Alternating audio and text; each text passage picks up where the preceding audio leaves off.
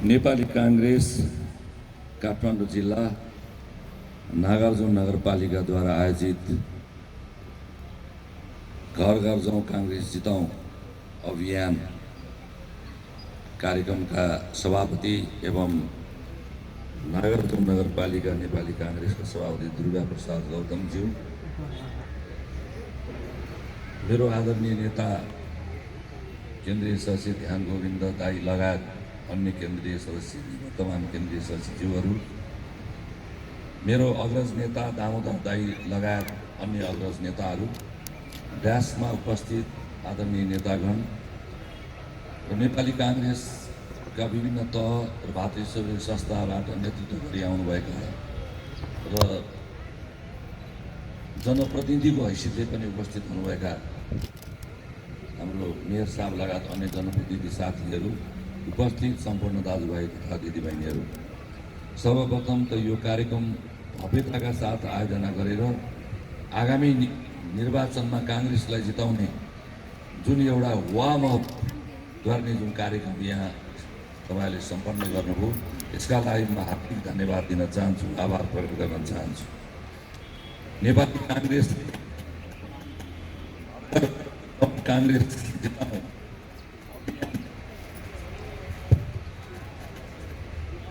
अभियान किन सञ्चालन गरिरहेको छ भन्ने विषयमा हाम्रा आदरणीय नेताहरूबाट धेरै कुरा आइसकेको छ।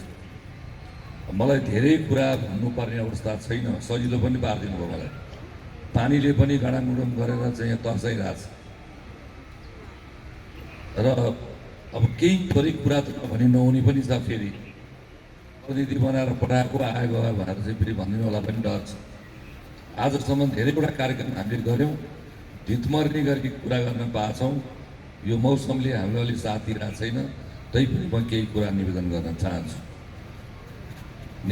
नेपाली कांग्रेस पार्टीले विगतको निर्वाचनहरूलाई भन्दा यो पटकको निर्वाचन महत्त्वका साथ हेरेको छ। यो किन यसलाई विशेष महत्त्व दियो त? किन यो चुनाव कांग्रेसले जित्नै पर्ने छ? किन यो चुनाव कांग्रेसले नजिती नहुनेछ? यसका धेरै कारणहरू छन्। यो निर्वाचन अहिले विशेष परिस्थितिमा हामीले फेस गरिरहेछ। हामीले नेपाली जनताले 6 दशकभन्दा लामो सङ्घर्ष गरेर प्राप्त गरेको संविधान कम्युनिस्टको हातमा सरकार पर्ने बित्तिकै यो संविधान लिक बाहिर गइसकेको थियो। सौभाग्यले कांग्रेसको नेतृत्वको सरकार बन्यो। कांग्रेसबाट पार्टी आदरणीय सभापति प्रधानमन्त्री बन्नुभयो र सबै पार्टीहरूलाई मिलाएर यो संविधानलाई लिकमा ल्याएको छ।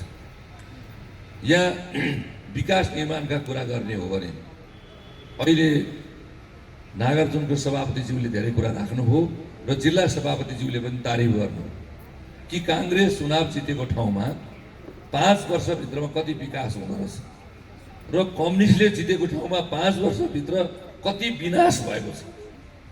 त्यो कुराको हिसाब किताब गर्न जरुरी छ। कम्युनिस्टले चुनाव जितेको ठाउँमा सारा पैसाहरू, सरकारी पैसाहरू गलत तरिकाले प्रयोग भएको छ।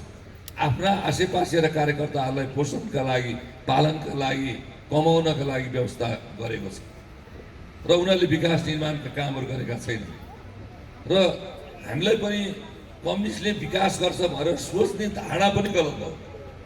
म तपाईँलाई बताउन चाहन्छु, कम्युनिस्ट कहाँ जन्मिन्छ, कम्युनिस्ट कहाँ हुर्किन्छ, कम्युनिस्टलाई फलिफा कुन ठाउँमा हुन्छ भन्दा जहाँ अशिक्षा छ, जहाँ गरिबी छ, जहाँ भ्रष्टाचार छ, जहाँ अराजकता छ, जहाँ अभाव छ, त्यो ठाउँमा कम्युनिस्ट फस्टाउँछ।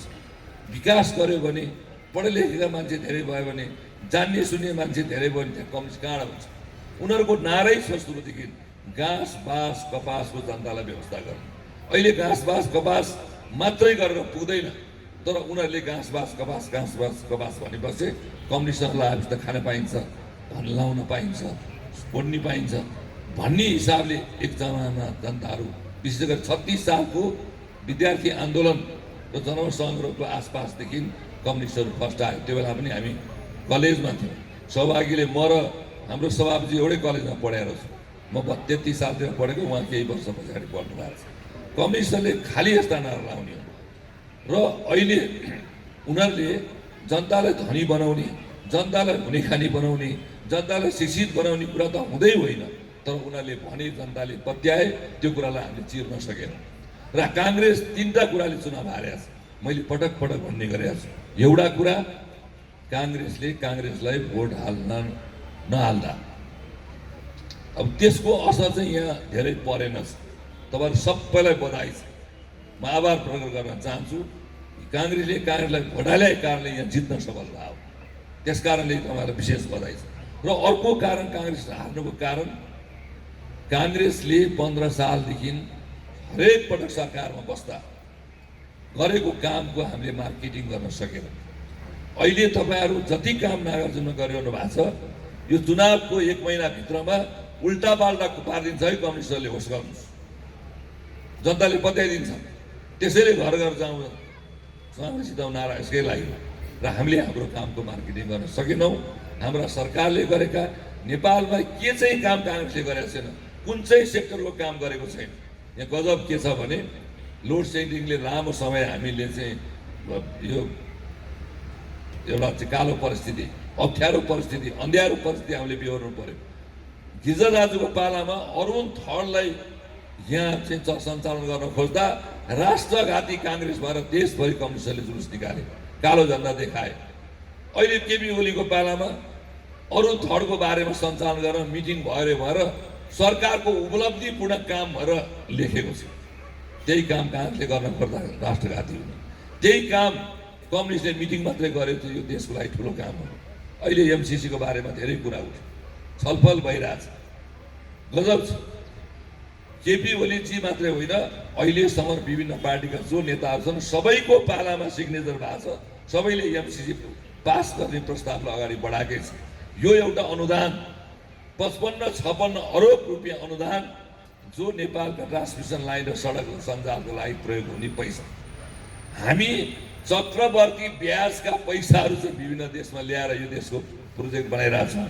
चक्रवर्ती ब्याज, भोलि यो पैसा तिर्न भने त्यो एयरपोर्टै कसैले कब्जा गर्न नि बेर लाउँदैन। त्यो खालको सिधै आएको अनुदानमा आएको पैसा चाहिँ यसरी विरोध भइरहेछ। त्यो पनि छाडो। अहिले सत्तामा बसेका सबैले समर्थन गरेका छन्, सिग्नेचर गरेका छन्। एमाले हामीले भोट हाल्न पाएनौँ, हाम्रो समर्थन छ भनेको छ। मधेस केन्द्रीय दलहरूले सिग्नेचर गरेका छ। एउटा दुईटा पार्टी जसको पार्लियामेन्टमा कुनै खासै त्यस्तो केही भूमिका छैन, उनीहरू खाटाखुटु गराइरहेछ। यो त एक किसिमले भने सहमतिबाट सर्वसम्मतै भने पनि हुन्छ। तर अहिले त्यो भर्खर त्यो पास गरेको मसी सुक्न पाएको छैन। काङ्ग्रेसले एमसिसी गरेर राष्ट्रघाती कदम अगाडि बढायो, राष्ट्रघात गर्यो भनेर प्रचार गर्न थालेको छ। जनता पनि हो कि क्या भन्छ। अहिले भर्खरको कुरा। काङ्ग्रेसले यो विषयमा हामीले चाहिँ यो ऊ भएर भनिरहेकै छैनौँ। पत्रिकाहरू अहिले पनि जीवित छन्, अनलाइनहरूमा न्युज अहिले पनि छ, टेलिभिजनहरू युट्युबहरू हेर्नु सबै अहिले छ, सबै लाएर पास गरेका छन्। तर काङ्ग्रेसले गरेर नचाहेका काम।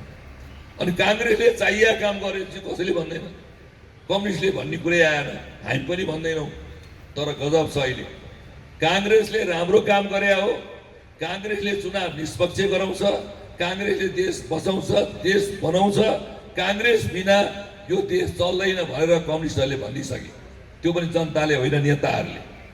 बिहानै गएर शेरबहादुर दाई कहाँ गएर, सभापतिज्यू कहाँ गएर लौ न सरकारको नेतृत्व गरिदिनुहोस्। केपी ओलीले त यो चाहिँ अराजक शैलीमा अधिनायकवादी शासन सुरु गर्यो, भ्रष्टाचार जन्ने क्रियाकलापले यो सीमा नाग्यो। लौ न काङ्ग्रेस बाहेक कसैले यो देश बचाउन सक्दैन भनेकै हो नि। माधव नेपालजीले पार्लियामेन्टमा यो देश डुब्न लाग्यो, कोही माझी दाई छौ भने ल देश बचाइदेऊ भनेर भाषण गरेकै हो नि। तत्कालीन अवस्थामा दोस्रो दर्जाको नेकपाको चाहिँ सभापति प्रचण्डजीले भ्रष्टाचार जन्ने क्रियाकलाप बढ्यो, अधिनायकवादी शैलीमा शासन सञ्चालन गर्यो भनेर 19 बुँदे एउटा विरोध पत्र उहाँले लेखेकै हो नि। र काङ्ग्रेस बाहेक कसैले पनि यो देशमा निष्पक्ष निर्वाचन गर्दैन भनेर मधेस केन्द्रीय दल र माधव नेपालजी र प्रचण्डजीले भनेकै हो नि। हुन पनि नेपालको इतिहासमा किशुनजी आफू चुनाव, प्रधानमन्त्रीले चुनाव हारेर यो देशलाई जिताउनु भयो, जनतालाई जिताउनु भयो, देशको संविधानलाई जिताउनु भयो। यो काङ्ग्रेसका गृहमन्त्रीहरू आफू हारेर चुनाव देशभरि पेल्नको लागि गृहमन्त्री हुने र सरकारमा जाने हारा थाप गर्छ कम्युनिस्टहरू। तर काङ्ग्रेसको गृहमन्त्रीहरू आफै हारे नेपाली जनतालाई जिताएको छ, यो देशलाई जिताएको छ। यो सबै कुराको मूल्याङ्कन चाहिँ अहिले भइरहेको छ। अहिले कम्युनिस्टहरू नै काङ्ग्रेसलाई भोट किन हाल्ने भनिरहेछन्। फेरि काङ्ग्रेसका नेताहरूलाई प्रधानमन्त्री बनाउन सरकारमा लान कम्युनिस्ट पार्टी र मधेस केन्द्रीय दलका नेताहरूले भोट हाले।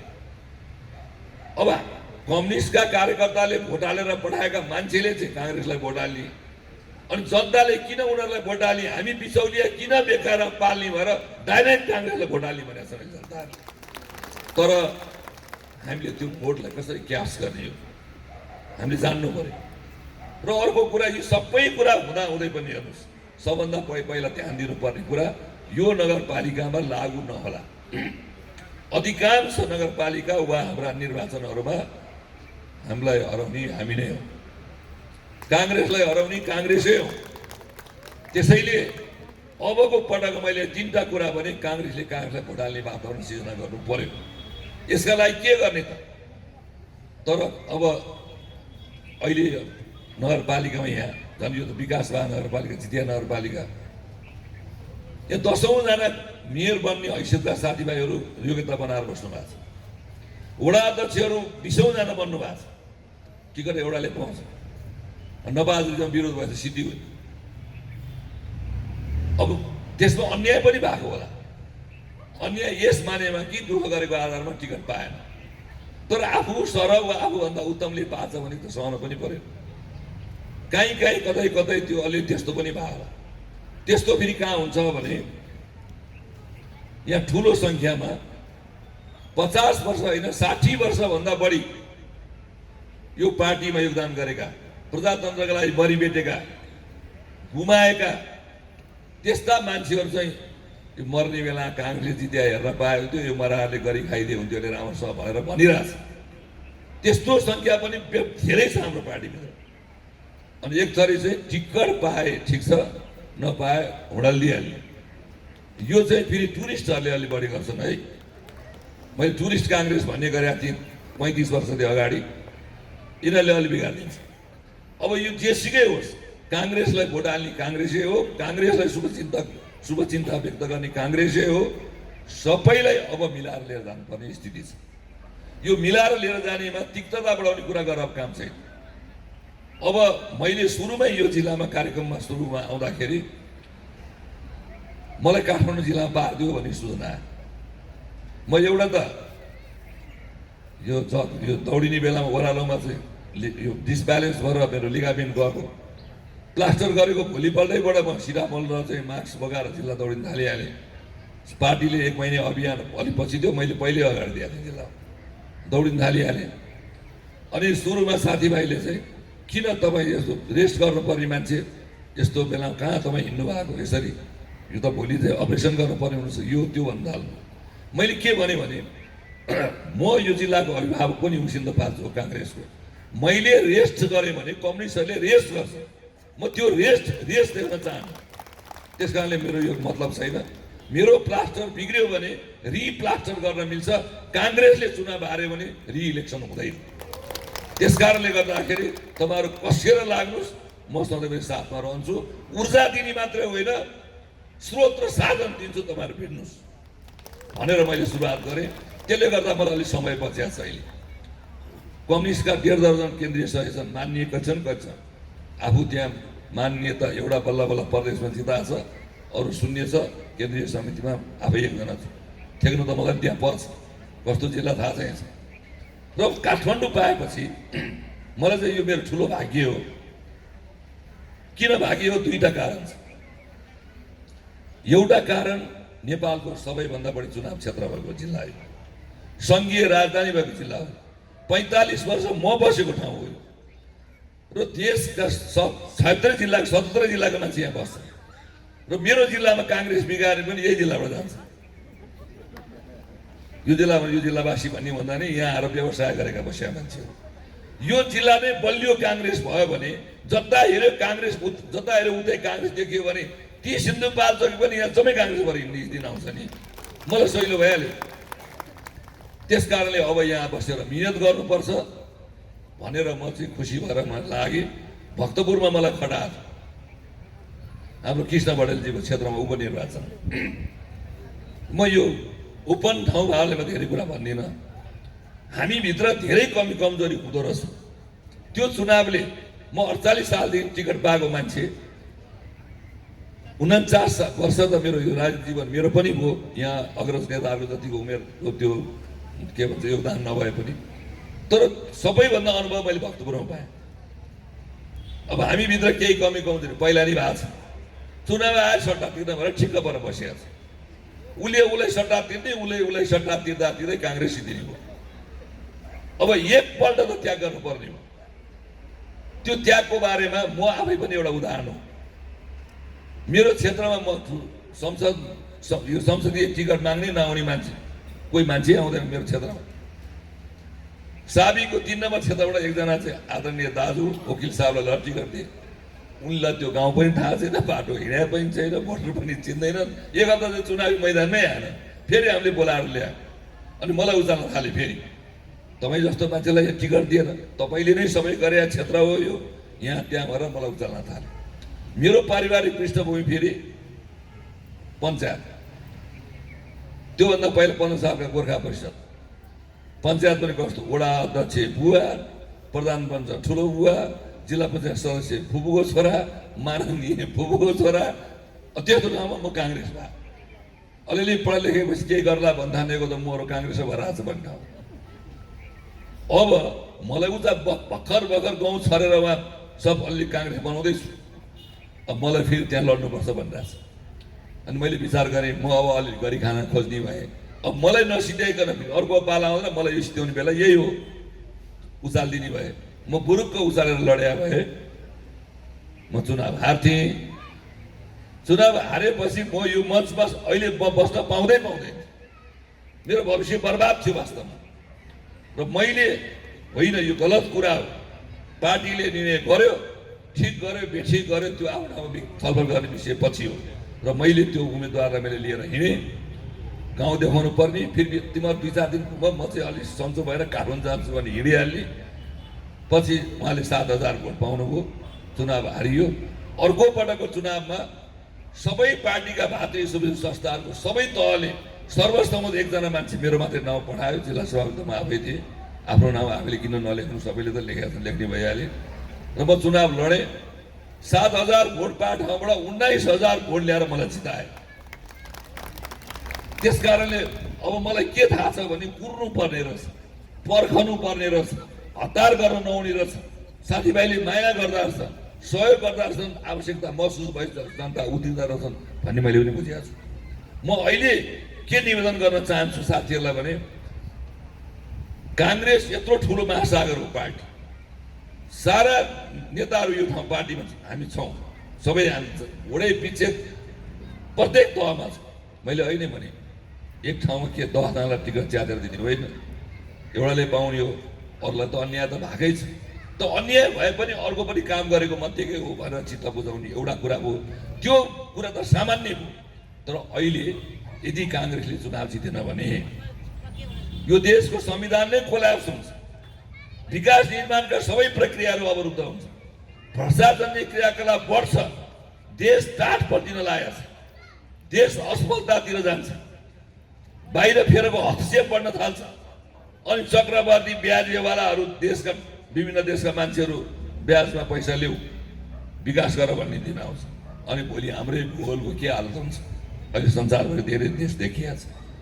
कम्युनिस्टहरू कुनै हालमा राष्ट्रवादी हुँदैन। मलाई सोध्नुहुन्छ भने मैले लाइभमा पनि बोलेको छु। मेरो इन्टरभ्यू तपाईँले कुनै बेलामा हेर्नु भएको भए एउटा इन्टरभ्यू चाहिँ मलाई लाग्छ 2 करोडभन्दा बढी नेपालीले हेरेको छ। मैले केशव बडालसँग तपाईँले भन्नु, मैले यो अहिले यसलाई भन्न केही अप्ठ्यारो पनि मानिनँ। मैले जो नेताहरू आए सबलाई हप्का छ। हाम्रा पार्टीका 6 जना केन्द्रीय सदस्यलाई हप्का मैले सुनिरहेको छु। त्यसपछि आएर अर्को त्यो नेमकी भएको चाहिँ प्रेम सुवाल, उहाँलाई पनि हप्काएको मैले सुनिरहेको छु। मलाई पनि सुरु गरिहालेँ। मलाई हप्काइ खाने बानी नै नपरे मान्छे परे फेरि। अनि मैले के विचार गरेँ भने मेरा पार्टीका नेताहरू समेतलाई खप्न खान नगर खप्न हुच्च लागेको छ हाम्रो मेन विश्वकर्माजीलाई त्यो भिडियो पनि हालेको थिएँ हुचै लगाइदिएको छ केपी ओलीको तागतमा एमालेको सरकारको तागतमा कम्युनिस्टहरूले देशभरि काङ्ग्रेसहरूलाई मुद्दा लगाएको छ देशभरि ज्यादती गरेका छन् अङ्गभङ्ग गरेका छन् अब मैले पनि त्यस्तो गर्छ भने अब यो साउ ब्याज ठेकी असुल्ने बेला यही हो भनेर मैले ठोकिदिएँ जे परे परोस् मलाई एउटा यो युवा सङ्घवालाहरूले फोन गरे तपाईँको नेताले यसो यसो भन्नुभयो अनि मैले यस्तो कुरा गर्नु पर्यो हो यो बाध्य भएर गरे हौँ भने तपाईँ जस्तो नेताले यस्तो भन्न मिल्छ भने नमिल्ने भए के गर्न सक्छौ गर मलाई भनी फोन राखिदिएँ मेरो बात त्यहाँबाट फोन पनि आएन त्यसका कम्युनिस्टहरूले सक्छ भने गरेर बोलेर जे गरेर पनि सिध्याउने र यिनीहरू चाहिँ अवसरवादी नै हुन्छ र अहिले मुलुक मैले त्यतिखेर भनेको छु शब्दहरू तपाईँ त्यो शब्दहरू हेर्नु होला सुन के अरे अनि अहिले व्यवहार हेर्नु होला यिनीहरूले मौका पर्यो भने देशलाई बन्द राखेर पनि प्रधानमन्त्री हुन पाइन्छ भने बन्नेहरू हो त्यसकारण काङ्ग्रेस यो बेला धेरै गम्भीर हुनुपर्ने परिस्थिति यस कारणले पनि छ र यो बेलामा कसले टिकट पायो कसले टिकट नपाएन त्यसमा काम गरेका पार्टीका नेता कार्यकर्तालाई पीडा होला दुःख होला छिप्पिसक्यो केही भेट्दैन अप्ठ्यारो होला तर हाम्रा नेताहरू केही नपाएर अहिले पनि तपाईँहरू देशभरि पुराना काङ्ग्रेसका हाम्रा अग्रज नेताहरूलाई हेरौँ छोराको बिहा गर्न नसक्ने छोरीको बिहा गर्न नसक्ने एक माना खान नपुग्ने आफ्ना सम्पत्ति त्यो बेलामा चाहिँ के भन्छ यो सरकारले लिइदिएको अवस्था हो होइन सर्वस्व हड्न परेको छ उहाँले केही पाउनु भएको छैन उहाँले अहिले पनि मैले फेरि भने काङ्ग्रेस मर्ने बेला काङ्ग्रेस बलियो भइदिए हेर्न पाऊँ काङ्ग्रेसले चुनाव जितेको देख्न पाऊँ काङ्ग्रेसहरू ठुलो सङ्ख्यामा छन् मिल्दै हुन्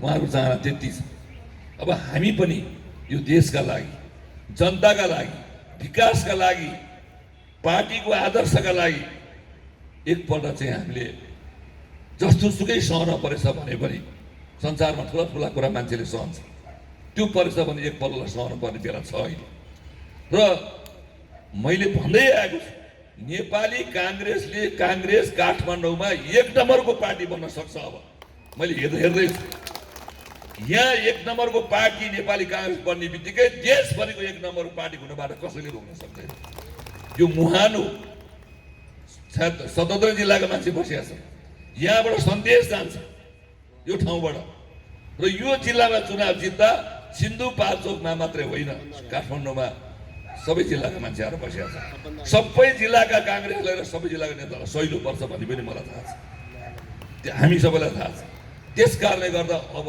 सबैले एक ठिक्का भएर हामी कसरी अगाडि बढ्ने हाम्रा हिजोका चाहना तिक्तताहरू हाम्रो मन कुडिएको होला हामीलाई चित्त दुखेको होला हामीलाई अन्याय भएको होला हामीमाथि अत्याचार भएको होला अनि यही कुराको प्रतिशोध राख्दै गयौँ भने यसको अन्त चाहिँ कहिले हुन्छ कहिल्यै हुँदैन हाम्रो भनाइ पनि छ एउटा उका बैगुनीलाई गुल्ले मार्ने भनेर भने पनि लाग्नु पर्यो कसैले त्यस्तो गरेको छ भने पनि त्यो पनि होइन अझ काङ्ग्रेसले काङ्ग्रेसलाई फुटाल्ने हो काङ्ग्रेसले काङ्ग्रेसलाई कसैले पाए कसैले पाएन पाउनेको लस्कर ठुलो छ पाउने एउटा चिज छ त्यस कारणले गर्दा अझ त अब त म के भन्छु भने पाउने चिज पनि धेरै छ कुर्न 14 वर्ष मैले नि 5 वर्षमा कुरै झ्याप्पै भेटाएँ भेट्ने बित्तिकै फेरि मन्त्री भइहालेँ अर्कोपल्ट पनि जिते फेरि मन्त्री भइहालेँ खुरुखुरु हाम्रै पार्टीभित्र 3 पटक चुनाव जित्ने साथीहरूले मन्त्री पाउनु भएको छ कम्युनिस्ट पार्टीभित्र 5 पटकमा बल्ल बल्ल मन्त्री हुने मान्नेहरू पनि हुन्छ अहिले खतिवडाजी अर्को पाण्डेजी हुन् पहिला अब अलिअलि भागीमा पनि लिनुपर्ने रहेछ हामी यहाँ 3.5-4 घन्टा सुत्छौँ अब हाम्रै नेताहरू अलिक धेरै सुत्ने पनि हुनुहुन्छ खुरुखुरु उहाँले नै भेटाउनुहुन्छ अब के गर्ने अर्को आउँदैन के गर्ने अलि त्यो पनि हुँदो रहेछ त्यसैले हामी भनौँ हामीलाई अलिअलि भागीले पनि ठगेछ तर हाम्रा पार्टीभित्र केही नपाएर सारा जिन्दगी आफ्ना परिवार धन सम्पत्ति पार्टीको नाममा सुम्पिएर देशका नाममा सुम्पिएर जनताका लागि त्याग गरेर हिँडेका नेताहरूले एकछिन सम्झ्यौँ उहाँहरूको आदर्शलाई एकछिन हामीले पनि त्यो बोकौँ यति गर्यो भने त्यो तिनवटा अघि भने कुरा गर्यो भने काङ्ग्रेसले राम्रो काम गरिदिएको कुरा त कम्युनिस्टले भन्न थालेका छन्, भन्न पट्टापट भनिरहेछ। सबभन्दा राम्रो नेताको बिपी कोइराला एउटा कम्युनिस्टका नेताले बिपी कोइराला बाहेक कसैको नामै लिँदैन। तर उनीहरूको पार्टीमा नेतै छैनन्। पहिला मनमोहन अधिकारीलाई ल्याएको थिए आएरमा छ भने दारीजुङ्गा पालेका कहाँ नेता माउसेतुङ भनेका छन्, स्टालिन भनेका छन्, लेनिन भनेका छन्, चेगोभेरा भनेका छन्, के भनेका छन्। न बाउको साइनो, न बाजे साइनो, न हजुरबाउको साइनो, न नेपालीको साइनो, के को साइनो छ तिनीहरूलाई उनीहरूले नेता मानिरहेछ। हामीले चाहिँ नेपालभन्दा उल्लु बनाउँछ, जनता फेरि हो भनिदिन्छ। कहिलेकाहीँ गणेश मानजीको याद आइरहन्छ। अब आएर पनि गणेश मानजीको भाषाहरूले बोल्यो भने त्यो साफ भइहाल्छ। त कहिलेकाहीँ त्यस्तो पनि देखिहाल्छ। तर अब जनता बिस्तारै बिस्तारै यिनीहरूको अत्याचार, यिनीहरूको अन्याय, यिनीहरूले गरेको ज्यादतीको विरुद्धमा जनता तयार भएर बसिएको छ। तर काङ्ग्रेस अलिकता मिलिदियोस्, अलिकता सचियोस्, अलिकता सुध्रियोस्। काङ्ग्रेसको विकल्प काङ्ग्रेसै हो, प्रजातन्त्रको विकल्प प्रजातन्त्रै हो। काङ्ग्रेस बिना यो देश बनाउने, प्रजातन्त्रको रक्षा गर्ने, विकास गर्ने पार्टी कोही छैन भएर कम्युनिस्टका मतदाताले भनिरहेछन् अहिले। त्यो भावनालाई हामीले क्यास गर्न सक्नु पर्यो। अब घर घर जाने, अब चुनाव जिताउने, घर घर जाने चुनाव जिताउने मात्रै भयो त हुन्न होला नि। घर घरमा जाँदा हामीलाई भोट ल्याऊ घरमा त हुन्न होला नि। जनताका केही इच्छा होला, आकाङ्क्षा होला, चाहना होला। काङ्ग्रेसको हिजो केही प्रतिबद्धता थियो भने त्यसमा के कमी कमजोरी भएको छ यसो हेर्नु पर्यो। कमी कमजोरी भए माफी पनि माग्नु पर्यो। हाम्रो सभापतिज्यूको एउटा बानी छ, सानो सानो तहको मान्छे चाहिँ माफी मागिदिइहाल्यो। माफी नै मागिसक्यो भन्छ त अलिक पर गर, अब एकछिन भयो भने आराम भइहाल्ने रहेछ। र हाम्रा अरू नेताहरू पनि त्यो मलाई पनि भन्नुहुन्छ यो माफी भन्ने शब्द मलाई पनि गाह्रो लाग्छ। तर त्यो चिज चाहिने रहेछ। भरत शमशेरले मलाई एक दिन के भन्नुभएको थियो भने आदरणीय नेता भएर स्वर्गीय नेता भरत शमशेरले, यो तिमी तन्किन चाहिँ जानेका छौ, खुम्चिन जानेका छैनौ, तिमी खालमा पर्छौ। यो दुईटै कुरा जाने भने तिमी यो भविष्यमा ठुलै मान्छे हुन्छौ, नभए खान्छौ भन्थ्यो मलाई। अब जहिले पनि ठास ठास सोच्नु मात्रै गरेर हिँड्थ्यो बेलामा। त्यसले यो हामी खुम्चिन पनि सक्नुपर्ने रहेछ जनताको अगाडि। र उहाँको समस्या के हो, उहाँको माग के हो, उहाँको के हो। ल यो नगरपालिकामा त ढल पनि बनायो होला, खानेपानी पनि होला बा, त्यो चाहिँ अरू यो सार्वजनिक भवनहरू होला, स्कुल होला, स्वास्थ्य केन्द्रहरू होला, सबै चिज होला, वा केही चिज बाँकी होला। बाँकी भएको चिज के हो? तपाईँ कहाँ नि 100% भोट त आएको छैन। 10मा 5वटा वार्ड त हारेकै छ। उपाध्यक्ष पनि थोरै भोटले हार्नु भएको छ, के उपमेयर पनि। तपाईँहरू जस्तो नगरपालिकाले यो भोटको मार्जिन कति बढाउने हो, बढाउन सक्नुहुन्छ। तपाईँहरूको कामको आधारमा, तपाईँहरूको नाराको आधारमा, तपाईँहरूको मिहिनेतको आधारमा तपाईँले बढाउनुहोस्। यो त धेरै फाइदा हुन्छ नि। वडामा जिते पालिकालाई काम लाग्यो, पालिकामा जिते प्रदेशलाई काम लाग्यो, प्रदेशमा जिते क्षेत्रलाई काम लाग्यो, जिल्लालाई काम लाग्यो, नेपाललाई काम लाग्यो, राष्ट्रपतिलाई काम लाग्यो। जहाँ कमजोर छ आफ्ना नातागोता हुन सक्लान्, अरू हुन सक्लान्। तर घर घरमा जाने बेलामा कसैको बिरामी पर्या होला, उपचार गर्न नसकेर बसिया होला, कसैको एक बोरा चामल खान नसकेर बसिया होला। काङ्ग्रेसहरू त मनकारी छ, आफ्नै पैसा खल्तीबाट झिकेर चाहिँ बाँड्ने चलन छ हाम्रो। कम्युनिस्टहरू त लुडाउने भएको छैन, दिनु पर्यो। मैले खान पाइनँ भने त नेताको काम जे भने त्यही गर्नु पर्यो। मलाई सोध्नुहुन्छ भने आफू पदमा होस् वा नहोस्, आफ्नो पार्टी सत्तामा होस् वा नहोस्, जनताको जे समस्या पर्छ त्यो काम गर्न सक्ने मान्छे मात्रै नेता हुन सक्छ। भने किन नेता हुने? सबै नेता हुने नि। जस्तो परिस्थिति झेल्न सक्नु पर्यो नि। सरकार हाम्रो छैन, हामीलाई मुद्दा मामिला लाग्यो, हाम्रा साथीभाइ असुरक्षित भयो, त्यतिखेर यहाँ गान्धीवादी मात्रै भएर हुन्छ? म त सक्दैन। सुरक्षा त दिनु पर्यो नि आफ्नो मान्छे, नभए को पछि लाग्छ यहाँ जाने जाने भएपछि। मैले एक जमानामा एक पटक मात्रै आफ्नो बुझ गर्नुहोस् भनेको छु। यो 64 को चुनावमा आतङ्क अलिक बढी नै रह्यो। मैले 2-4 ठाउँ के भने हुलुमुलमा जिउ जोगाउने अनि कला बिउ जोगाउने भनेको छ। चुनावको रूपमा हारोस्, चुनाव फेरि आउँछ, फेरि जितौँला, तर कुटै नखानुहोस्। मलाई भोट चाहिँदैन पड्काइदिनुहोस् भनेको थिएँ मैले। आफू पड्किन्छ भने पड्काइदिनुहोस्। ठाउँ ठाउँमा कुटाकुटमा उसैलाई भोट चाहिँदैन भन्छ, के गर्ने त भने ल ठिकै छ, चुनाव पनि हाल्यो। फेरि 70 चुनाव आयो, जितिहाल्यो। अनि भोट हाल्ने मान्छे नै नबाँचिकन नेता कहाँ हुन्छ? बचाउनु त पऱ्यो नि। त्यसैले यो समस्या अहिले नहोला। तैपनि छास्स छुस्स लुकी छिपी कम्युनिस्टहरू विभिन्न तरिकाले, विभिन्न वेशभूषामा, विभिन्न शैलीमा आतङ्क फैलाउने कोसिस पनि गर्छ। जहाँ चुनाव आफ्नो बलियो छ त्यहाँ उनीहरू एउटा ढङ्गले रणनीति बनाउँछन्। जहाँ आफ्नो कमजोर छ, मतदाताहरू हेर्नुहोस्, एउटा लस्कर एउटा लाइनमा 50 जना मान्छे काङ्ग्रेसमा देख्यो भने त्यहाँ के गरेर आतङ्क हुन्छ गरिहाल्छ। र यो ठाउँमा मैले जो साथीहरू यहाँ देखिरहेको छु, यहाँ कसैले केही गर्न सक्दैन। केही कुरा बाँकी रह्यो, मेरो पनि केही आवश्यकता पर्यो कुनै पनि क्षेत्रमा भने तपाईँहरू मलाई सम्झाउनुहोस्, म जे गर्न पनि तयार छु। मलाई तपाईँहरूले केन्द्रीय सदस्य बनाउन धेरै भोट हालेको छ। म त्यसै यहाँ मञ्च बस्न आउन पाए पनि छैन। त्यस कारण मेरो दायित्व पनि छ भाइ तपाईँहरू तिर्नलाई। र सबै ठाउँमा चुनाव जितेर गर्दाखेरि त मन्त्री हुने हो, प्रधानमन्त्री हुने, सरकार बनाउने हो। यहाँबाट गएर मात्रै पनि भएन, म गाँडा आएर मात्रै भएन, अन्तबाट आएर मात्रै पनि भएन। त्यस कारणले गर्दाखेरि म आज यस्तो ठाउँमा आउने मौका पाएको छु जहाँ काङ्ग्रेसको अगाडि कम्युनिस्टहरूको शिर उज्यालो हुँदैन।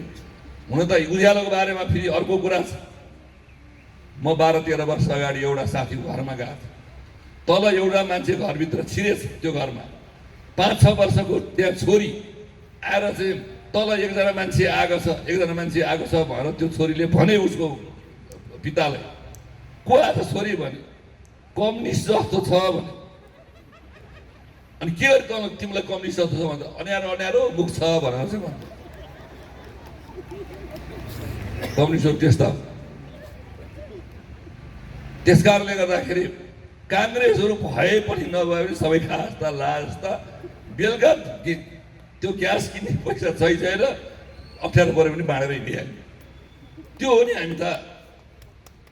त्यस कारणले गर्दा सानातिना समस्या हामी आफै हल गर्न सक्छौँ। तैँले के गरिस् त भन्नु होला फेरि, यो आफ्नो पनि कुरा छ। फेरि कोरोनामा तपाईँले देख्नुभयो होला, लेख्नुभयो होला, बाढी पहिरोमा देख्नुभयो होला, सबै ठेक्का सिन्धुपाल्चोकको हामीले लिएको। सरकारले क्या अक्सिजन सिलिन्डर ल्याउन सकेन। चाइनाबाट सबभन्दा पहिला सिलिन्डर काङ्ग्रेसले ल्यायो, त्यसको नेतृत्व मैले गरेँ नेपाल। अक्सिजन निःशुल्क बाँडिरहेको छौँ हामी। अहिले अक्सिजन प्लान्टै हामीले खोलिदिएको छौँ। काङ्ग्रेसको सिफारिस आएपछि अक्सिजन फ्री गरिदिएको छ हामीले। लकडाउन वरे मान्छे खान पाएन अरे। हाम्रो 400 बोरा चामल कहिले टुट्दैन। दसैँमा त हामीले कुखुराका ट्रकका ट्रक लिएर मासु पनि बाँडिदियो। पुलिस आएर नसकेका ठाउँमा पुलिस बिचरा हिँडेर जान सक्दैन, बाढी आइरहेको छ, पुल छैन, हेलिकप्टर चढ्ने पैसा छैन। हामी साथीभाइ हेलिकप्टर लिएर गएर कुन कुन ठाउँमा पैसा बाँड्न पर्यो हेलिकप्टरबाटै फालिदिएको छ। बिरामीहरू यत्रो तत्रो छरिएका छन् पाखामा, हेलिकप्टर लिएर टिप्दै ल्याउँदै। एकपल्ट त के भयो भने हामीले बिरामी बगेका देखेर कम्युनिस्टहरूले पनि काङ्ग्रेसको पैसा प्रयोग गरेर हेलिकप्टर लिएर गएछ। हाम्रो साथीहरूले बिरामी मोहन दाइले हेलिकप्टर लिएर आउँछ भनेर लुकाइदिएछन्। अनि म एकछिन पछि पुगेँ, पहिले लिएर आएर बिरामी। हाम्रो त यस्तो बिरामी लुकाइदिएछन् उनीहरूले, बोकेर लिएर भिरको बाटो लिएर गएर लुकाएको छ तितीपाती गाडीमा। किन यो कम्युनिस्ट बगाउने?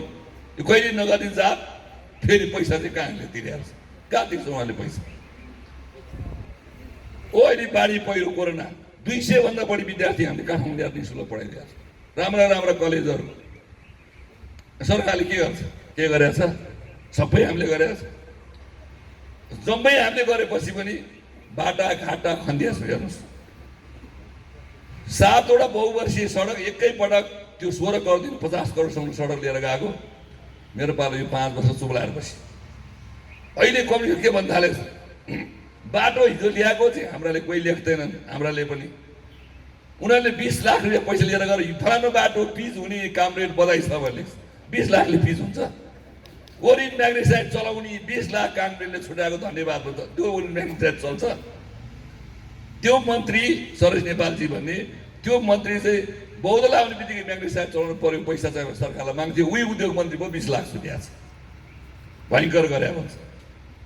कम्युनिस्टहरूले ढाँट्ने, छल्ने, नच्याहा कुरा गर्ने, बकवास गर्ने गर्दा गर्दा गर्दा गर्दा उनीहरू अहिले आफै नाङ्गो भइरहेछ। यो परिस्थितिमा जनता रिसाइ बसेको छ। हाम्रा प्रशंसा मैले अघि नै भने उनीहरूले गरिरहेछन्। यो बेलामा फलाम तातेको छ। फलाम तातेको बेलामा हामीले भएका काङ्ग्रेसले दरोडारी गरेर भन्नानी हो भने जे बनाइनु हुन्छ। अहिले त्यो बनाउने भनेको हामीले वडा अध्यक्ष बनाउने, सदस्य बनाउने, पालिकामा जिताउने, प्रदेशमा जिताउने, सङ्घमा जिताउने र यो देशमा हामीले चाहेको कार्ययोजनाहरू जो हाम्रो छ त्यो लागू गर्ने। त्यसले यसमा चाहिँ एक ठिका भएर हामी यो पटक सबै कुरालाई छोडेर जाउँ।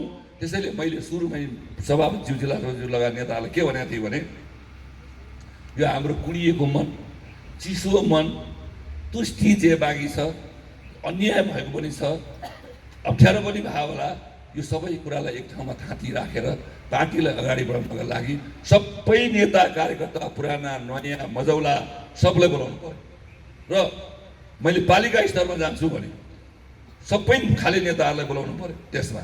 र अन्तिममा यो चाहिँ 11वटा पालिकाको कार्यक्रम सकेपछि सभागृह वा प्रज्ञा भवनमा यो देशका पार्टी सभापतिज्यू, हाम्रो पार्टी सभा प्रधानमन्त्री लगायत ठुला नेताहरू जो प्रश्न भाषामा भन्नुपर्दा कहिले यता दाजु भने 2.5 लाख, उता दाजु भने 2.5 लाख, ती जम्मै दाजुले हुनु पऱ्यो कि त्यहाँ। त्यो 2.5 लाख दिन्न जथाभावी गऱ्यो भने भन्न लाउनु पऱ्यो त्यहाँ। सबलाई लिएर एउटा भव्य कार्यक्रम गरेर नेपाली काङ्ग्रेस काठमाडौँमा एक ढिक्का बनाएर चुनावमा जाने। बाँकी यो 26 गते यो डेट तय भएको छ, 26 गते सभागृहमा। त्यसपछि त्यो सन्देशसम्म लिएर हामी फेरि घर घर पस्ने। घर घर पस्दाखेरि चाहिँ मैले अघि नै भने के छ जनतासँग टाँसिने कुरा, के छ जनताको अप्ठ्यारा, के छ जनताको मन छुन सक्ने कुरा, के छ काङ्ग्रेससँग अपेक्षा उनीहरूले गरेका कुरा, के छ कम्युनिस्टले नचाहेका काम गरेका कुरा। हामीले गर्ने कुरा पनि भन्नु पर्यो, उनीहरूले नगरेका कुरा पनि भन्नु पर्यो, उनीहरूले फटाइ गरेका कुरा पनि भन्नु पर्यो र हामीले चुनाव जित्दा हामीले गर्न सक्ने कुरा पनि भन्नु पर्यो। त्यसका लागि घोषणापत्रको पनि आफ्नो कुरा छ। जिल्लाले केन्द्रले एउटा घोषणापत्र बनाउँछ, जिल्लाले अर्को बनाएको हुन्छ, पालिकाले अर्को बनाएको हुन्छ, वडाले अर्को बनाएको हुन्छ। समस्या जस्तो छ त्योलाई सम्बोधन गर्ने काम गर्ने गरी बनाउनु न घोषणापत्र भने। केन्द्रले जे भन्यो सबै जिल्लामा त्यही एउटा लागु हुन्छ, यहाँको लागु म कहाँ हुँदैन। अब हाम्रो सभापतिज्यूले गठबन्धनमा बसेकालाई पनि प्रतिपक्षलाई पनि गाली गलोज नगर्नु, अशिष्ट भाषा प्रयोग नगर्नु, नरम भएर बोलिदिनु भनेर भन्नुभएको छ। आफ्ना कुराहरू राम्रोसँग राख्नु, प्रस्तुति राम्रो गर्नु, तर शिष्ट भाषा भन्नुभएको छ। यो जिल्ला पढे लेखेका मान्छे धेरै बाटो, यो जिल्ला जाने बुझेका मान्छे धेरै बाटो, नेपालभरिको अलिक बढी हुने खानेहरू आएर बसेका ठाउँ। अब यो दुर्गम जिल्लाहरू कहाँ गएर यो भाषा मात्रै पुरा गर्दा कम्युनिटी लड्छ। अन्त कहिलेकाहीँ त्यो आफू खुसी गर्न पाउनु पर्ने पनि हुन्छ। म गएको चुनावमा हार्नुको एउटा कारण यो पनि छ, सरकारको सञ्चार मन्त्री प्रवक्ता मैले केही बोले कि सरकारले बोल्या हुने। अनि मैले अलिक बल्ली बोल्छ भने झन् मन्त्रीजीहरू र अब हाम्रो नेताहरूले तपाईँ त बोल्नेमा अलिक मिनट विचार गर्नुहोस् है भन्ने। मेरो ठाउँमा गएर के भनिदिन्छ अर्को सभाको भए मान्छेले, मोहन बस्नेतको लास गिद्धलाई खुवाउँछौँ हामी, सिक्दाको झाङमा लगाएर फाल्छौँ भन्छ। उठेर मैले पड्काइहाल्नु पर्ने थिएन, पड्काइहाले के गर्ने, सरकारले पड्कायो भन्छ। झो लाएर भन्नु पर्यो वात्त परेर के गर्नु। त्यसैले भोट घटाइदियो मलाई। कस्तो ठाउँ छ दिने पछि उहाँ पहिला गोली पड्किन्थ्यो, कुकुरी खाना आउनुहुन्छ। त्यसैले जसरी जिल्ला जिल्लाको सोच र चाहिँ त्यो व्यवहार फरक पर्छ, यो घोषणापत्र पनि फरक पर्छ सबै ठाउँमा। र अब अहिले गठबन्धनको बारेमा ठुलो कुरा भइरहेछ। मैले अहिले भने गठबन्धन हुनसक्छ, गठबन्धन गरेन भने पनि उनीहरू गरिहाल्छन् अपवित्र गठबन्धन हुनसक्छ भन्दैमा केन्द्रले भने माने भने सर्वस्व हुन्छ। त्यसले स्थानीय स्तरमा चाहिँ यो चाहिँ तालमेलका कुरा स्थानीय स्तरलाई दिने नै पास हुन्छ भन्ने मलाई लाग्छ। र सुरुमा मैले त्यो अस्ति पनि त्यही कुरा राखेको हुँ र अहिले म जाँदाखेरि पनि धेरै नेताहरूले केन्द्र सचिवले यो कुरा राख्नु भएको छ है। अब म यो त्यही त भन्यो थियो। अब म यसमा अब धेरै कुराहरू भन्नेभन्दा पानीले हामीलाई तर्साउन थालिसकेको छ। म सबैलाई हार्दिकताका साथ अनुरोध गर्न चाहन्छु, हिजो यो पार्टीलाई यो ठाउँमा जिताउनका लागि जसले मरिमेट्नु, जसले सहयोग गर्नुभयो, म हार्दिकताका साथ आभार प्रकट गर्न चाहन्छु, बधाई दिन चाहन्छु। कमसेकम यो आँगनमा बसेर हामीले जितेका छौँ, हामीले काम गरेका छौँ, जनतालाई सहयोग गरेका छौँ, काङ्ग्रेस जितेकोमा हेर भन्न पाएका छौँ। उतापट्टिको अर्को ठाउँमा जिते कमरेड ढुक्क भएर बस्नु परेको छ। र अब यतिले मात्रै होइन, जसले हारेको छ जित्न कोसिस गर्नु पर्यो, जसले जितेको छ अझ बढी भोट ल्याउन कोसिस गर्नु पर्यो। समग्र रूपमा काङ्ग्रेस देशभरि बलियो बनाउनका लागि अब हाम्रा यो नियमित कार्यक्रमहरू जो चलिरहेको छ काठमाडौँमा पनि, देशभरि चलेर यहाँ पनि चलिरहेको छ। म तपाईँलाई हार्दिकताका साथ धन्यवाद दिन चाहन्छु। र मैले फेरि दोहोऱ्याउन चाहेँ, एक मिनट समय पनि अब यो 1 महिना चाहन्छु मात्रै टाइम लाग्छ, 1.5 महिनै भन्नुहोस्, एक मिनट 1.5 महिना छैन, एक मिनटको समयलाई महत्त्व दिएर काङ्ग्रेसको पक्षमा रिजल्ट आउने गरी जसले पाओस् त्यो काङ्ग्रेस हो। हामीले भोट हाल्दा रुखमा हाल्ने हो।